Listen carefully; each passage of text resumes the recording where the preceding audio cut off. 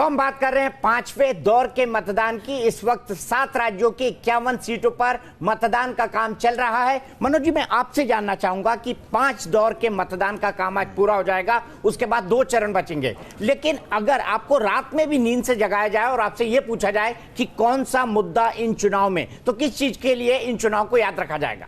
देखिए, ये चुनाव में मुद्दा सिर्फ एक ही है कि मोदी को वापस लाना है या नहीं। ये प्राइमरी मुद्दा है।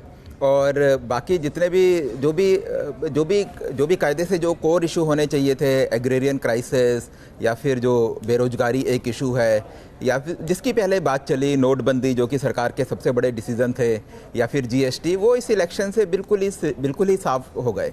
कांग्रेस की ये मेरे ख्याल से नाकामी रही कि कांग्रेस इन मुद्दों को लेकर नहीं आ पाई, या उनकी कभी इच्छा ही नहीं थी। वो अपना राफेल जैसे इशू पर ही लगे रहे। और तो मेरे को लगता है कि इस इलेक्शन में मोदी एक सबसे बड़ा इशू है। और इस इलेक्शन को इसीलिए याद रखेंगे कि मोदी दोबारा आने में सक्सेसफुल हो पाते हैं या नहीं। कहीं ये 2004 की तरह इंडिया शाइनिंग तो नहीं बनेगा, या फिर वाकई मोदी वापस आएंगे।